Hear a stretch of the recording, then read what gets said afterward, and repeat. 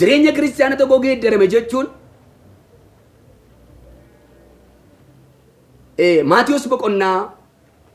Maatiyos boqonnaa 23 lakkoofsa 16 hanga 22 irratti akkas jedhu dubbata.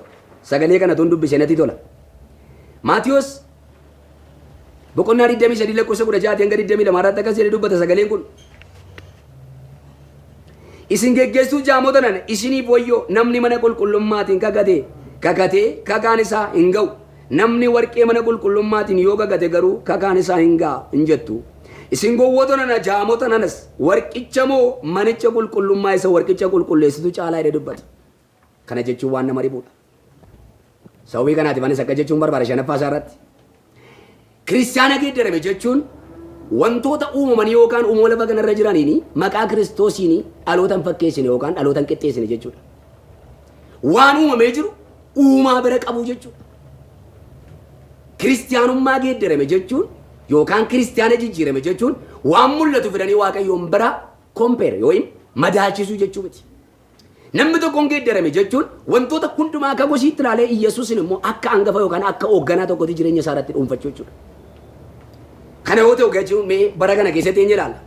Sabni kun akkas jedhuun warri Faarisootaa akkas jedhu warqeedhaa fi mana qulqullummaa ol bukkee qabanii akkas jedhuun mana qulqullummaa galateeffamuu hin qabu garuu warqichi galateeffamuu qabaa jedhaniitu fudhatu. Iyyesuus immoo akkas jedha manicha isa warqicha qulleessu moo warqichatu qulqulluudha jedhe dubbata. Kana jechuun waa tokko siittan hima. Bara kootii bara keessan kana keessatti daa'imee daaddisee dhufeera. Maqaa Yesuus Kiristoos moo bishaantu caala? Maqaa Yesuus Kiristoos moo zayitii caala? Maqaa Yesuus Kiristoos moo soogidda caala? Maqaa Yesuus Kiristoos moo carkii caala? Amma immoo iddoo tokko tokkotti akkas jedhama dafqi nama fayyisaa jechuun jalqabameera. Maqaa Yesuus Kiristoos moo dafqa caala? Obboleessa gositti immoo hojii ergamootaa boqonnaa 4 lakkoofsa 12 irratti akkeedha.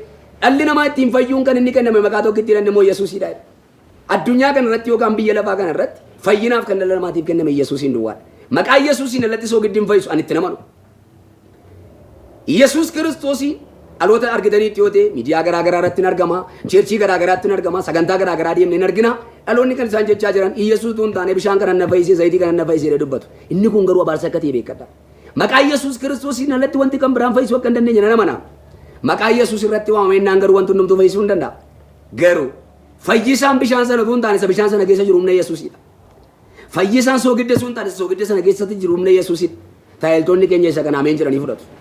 Jala mureen sitti ma tajaajila. Nama Waaqayyo carraansii kennee Waaqayyo isteejii sii kennee iddoo aarsaa sii kennee saba dura dhaabbatee tajaajilaa jirtuufis ergaansii qaban. Inni si keessa jiru dhimma baasa. Bishaan sana miti inni xirri inni waamicha kana sii godhe dhimma baasa. Maqaa Yesuusin uumama bukkee hin qabin. Maqaan Yesuus Kiristoos darbee jiraata. Wantoonni argaman kun hundumtuu hin diigamu. Addunyaan keessa jiru kun hin diigamu. Waa tokko itti isinitti dubbadhume gamoon addunyaa kana irratti ijaaramuun hundumtuu gaafa guyyaa Waaqayyoo ga'e hin diigamu. Gamoon hin diigamne garuu dhala namaa duwwaadha namni Waaqayyoo ijaare. Kanaaftu Qorontos tokko lammaffaa boqonnaa 5 irratti lakkoofsa tokko gaafa dubbatan akkas jedha. Sagalee Waaqayyoo akkas jedhee dubbata.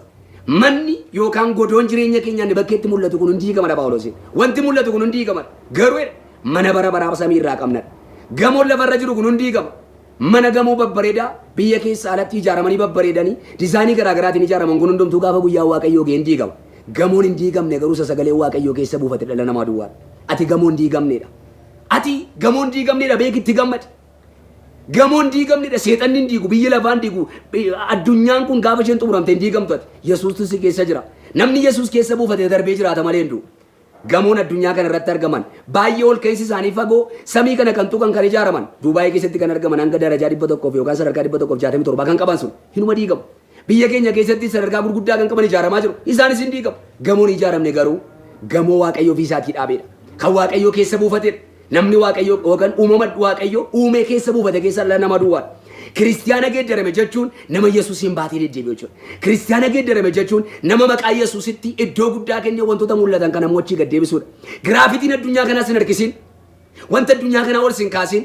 Namoonni maqaa Yesuus Kiristoosin of keessaa qaban, namoonni jecha Yesuusin of keessaa qaban, namoonni dubbii Yesuusin of keessaa qaban giraafitiin addunyaa kanaa hin danda'u. Ni dhageessaa addunyaan kun hin badate darbitee garuu biyya lafaa kana keessaa darbitee du'a garas darbitee jiraata. Jireenya si eeggata. Jireenya si eeggatu kanatti darbitee jiraachuudhaaf garuu jijjiirama irraa si gaafata. Shaakala nutarra shaakalaa jirrutu borgee nu fayyada. Wanti nutarra keessa jiraannu kun borii keenyaan murteessaa akka ta'e beekadhaa. Nageessaa qote bulaan ganna rafu birraamaan hammata.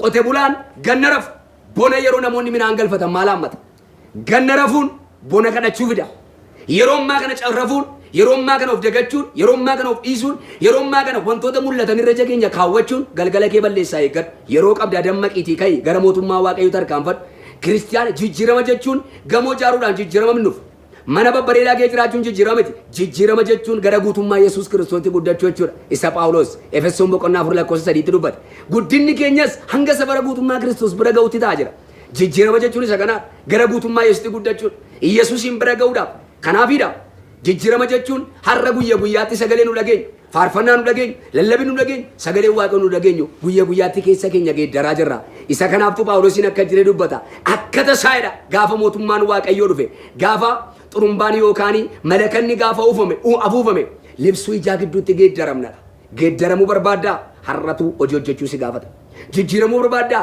har'a hojii hojjechuu si gaafata kanaaf obboleessa koo jala mureensitti himaa lafa jirtuuf yeroo jirtuuf sa'aatii jirtu kana keessatti dhaabbadhu jireenyi kee geeddarameera waggaa lakkaa'u jechuun bara lakkaa'u jechuun xoorataa nama hin baasu waajjira mootummaa kee xoorataa ba'uu danda'u mootummaa waaqayyoo keessatti garuu xoorataa hin jiru darbitee jireenya bara baraatti dhaaluu barbaadda taanaan darbitee jireenya bara baraa bira ga'uu barbaadda taanaan ergaa tokkoon sii qaba isa xumuraa waan sitti dubbadhaa dhaggeeffadhu jijjiirama keetiif dhamay waan si keessa jiru geeddaruuf dhamay ofii kee biliqsuudhaaf dhamay ofii kee jijjiiruudhaaf dhamay ofii kee galmaan ga'uudhaaf dhamay obboleessa gosittan himaa dhaggeeffadhu yeroo nama sii kenname kun qoosaa fakkaachuu danda'a maayikiroo sekendii tokko garuu fuula waaqayyoo duratti gatii guddaa qabdi carraa waaqayyoo sii kenne daqiiqaa waaqayyoo sii kenne sa'aatii waaqayyoo sii kenne kaname mee hojii hojjechaa jirta yoo ta'e deemaa jirta yoo ta'e tarkaanfachaa jirta yoo ta'e tajaajilaas jirta yoo ta'e wanti isaan beekamu iddoo tokko jirta yoo ta'e lafa boqonnaa lafa bashannanaa kee jirta yoo ta'e waa'ee kiristiyaanummaa keetiif mee maayikiroo sekendii tokko kenni itti yaadi ilaali jijjiiramtee taa keessi kee geeddarameera keessi kee jijjiirameera nuti yeroo baay'ee akka jenna gamoo jaarrate jechuun baay'ee jijjiirameera erga gara gooftaa dhufe gamoo jaarrate